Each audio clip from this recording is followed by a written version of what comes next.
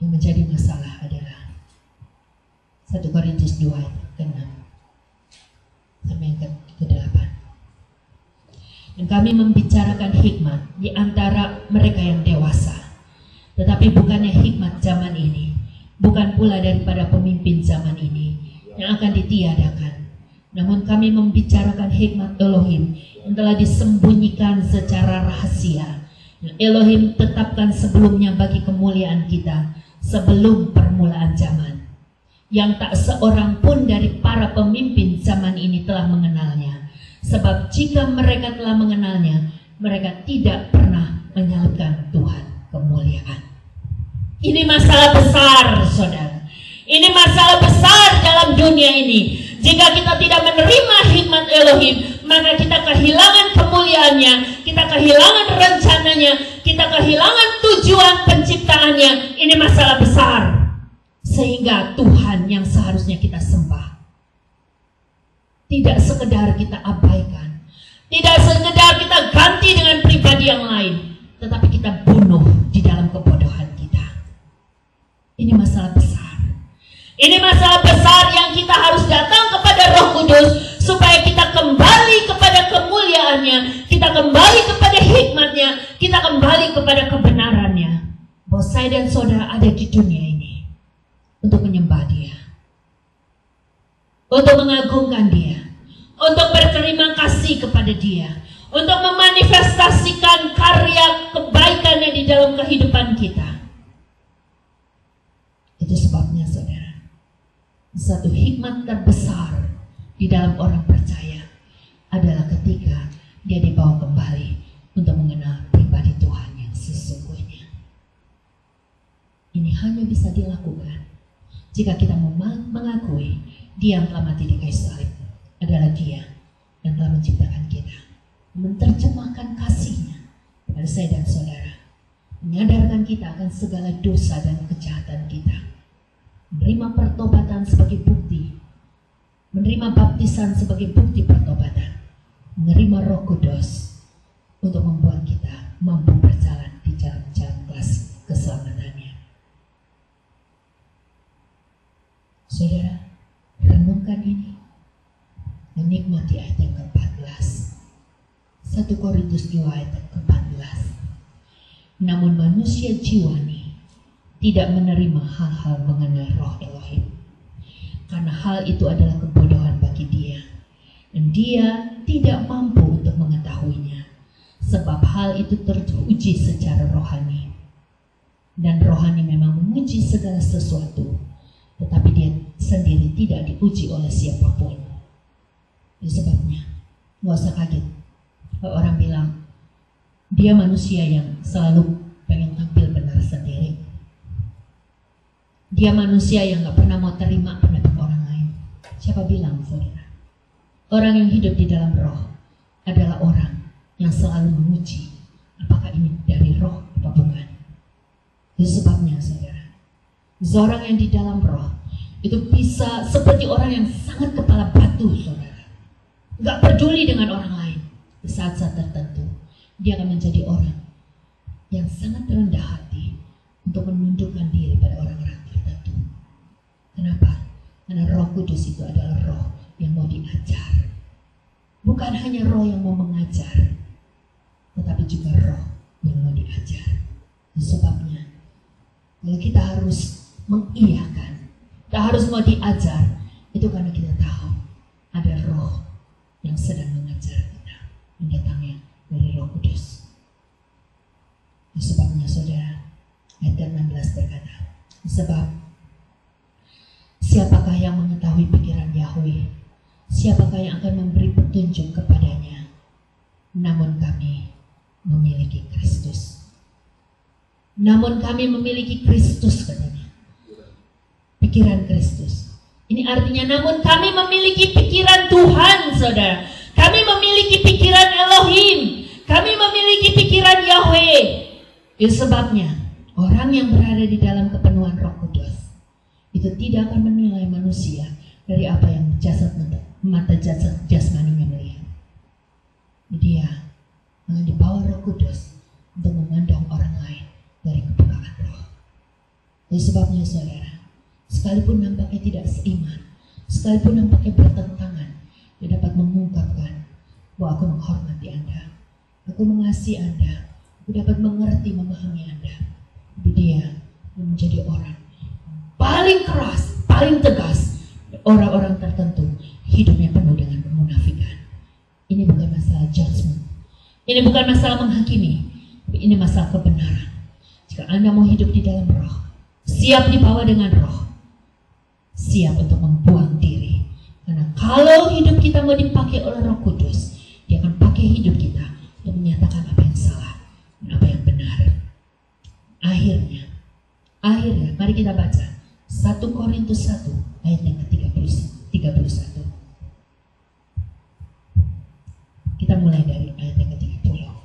1 Korintus 1 ayat 30. Namun kamu, oleh dia kamu berada di dalam Yeshua Masiah, bagi kita telah dijadikan hikmat, sekaligus kebenaran dan pengudusan dan penebusan dari Elohim, sehingga sebagaimana yang telah tertulis, siapa yang bermegah, biarlah dia bermegah di dalam Yahweh.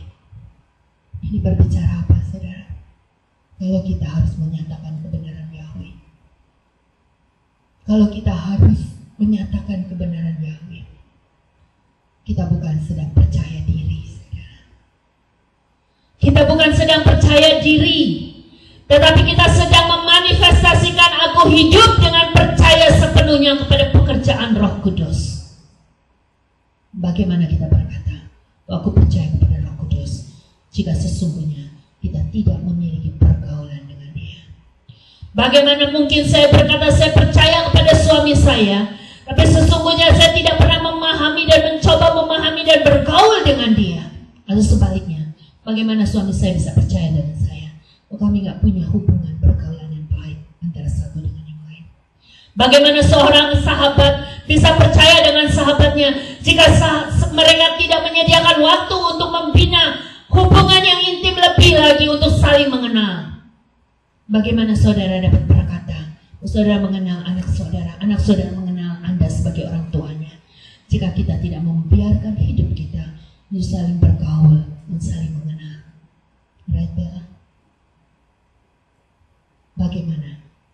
Bagaimana kita dapat berkata bahwa kita percaya kepada Tuhan, kita percaya kepada Elohim, kita percaya kepada pribadi Sang Maha Pencipta, jika kita tidak punya waktu untuk menyediakan diri bergaul lebih lagi dengan dia?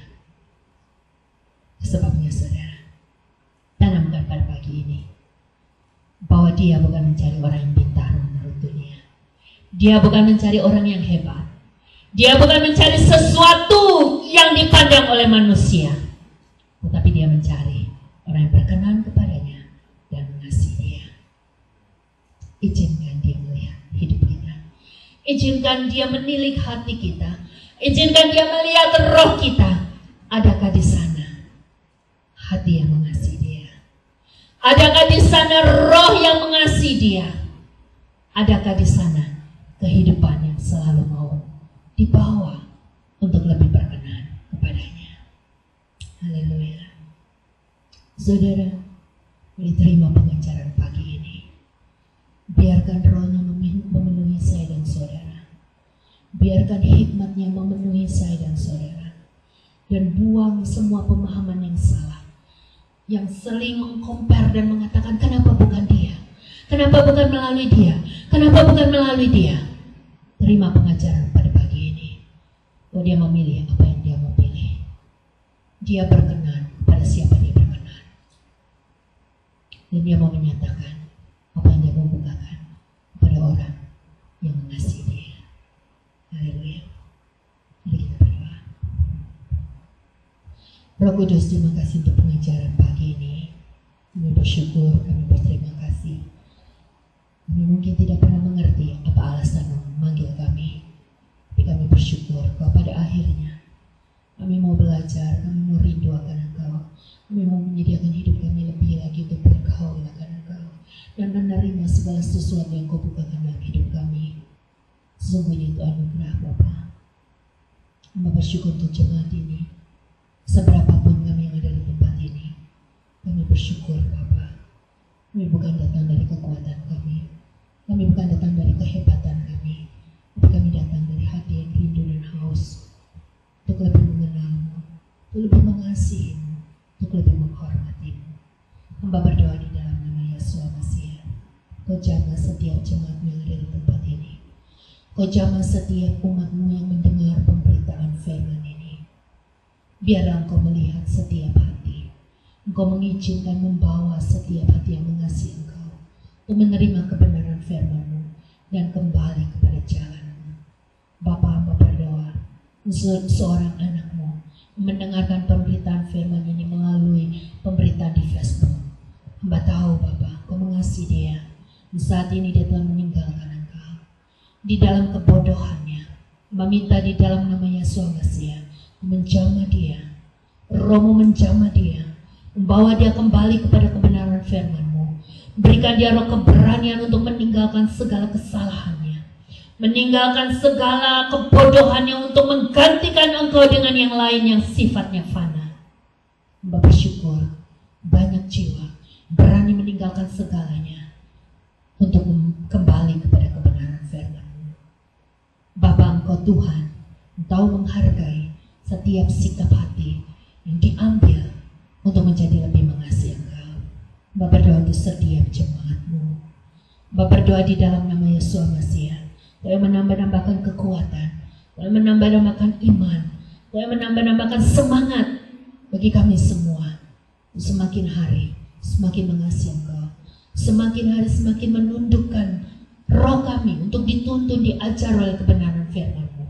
Semakin hari kami akan semakin boleh menerima pengurapan yang membuat kami semakin haus akan kebenaran firman-Mu, sehingga tidak ada alasan bagi kami untuk tidak melakukan kebenaran firman-Mu dengan kekuatan roh, dengan kemampuan roh, sukacita roh, sehingga pada akhirnya kami tahu kami adalah orang yang paling beruntung ketika Engkau membawa kami hidup di dalam roh-Mu, menikmati segala sesuatu yang Kau sediakan, menjadi berkat bagi banyak orang yang Kau kasihi.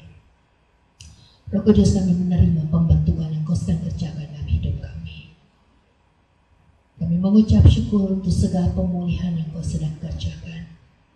Kami percaya bahwa setiap berkat yang Kau sampaikan dalam hidup kami, setiap perkataan firman yang Kau perdengarkan di dalam kehidupan kami, kami percaya jika kami baik-baik mendengarkan perjanjian-Mu dan melakukannya di dalam kehidupan kami sehari-hari, maka Engkau sendiri yang akan menggenapi janji firman-Mu, sehingga kami akan terus naik dan bukan turun, menjadi kepala dan bukan ekor, sehingga apapun yang terjadi dalam kehidupan kami tahu bahwa imamat terajani, harta kesayangan-Mu adalah goal hidup kami. Bukan harta, bukan kedudukan, bukan segala kenyamanan, tetapi menjadi imamat terajani, harta kesayangan-Mu adalah goal dari penciptaan-Mu di dalam kehidupan kami. Terima kasih Roh Kudus untuk setiap pembentukan yang Kau alami. Terima kasih untuk setiap proses yang Kau izinkan untuk kami alami. Kami bersyukur Bapa, apapun yang terjadi, Kau sanggup menjaga damai sejahtera di dalam hidup kami. Kau sanggup memberi kami damai sejahtera dan sukacita.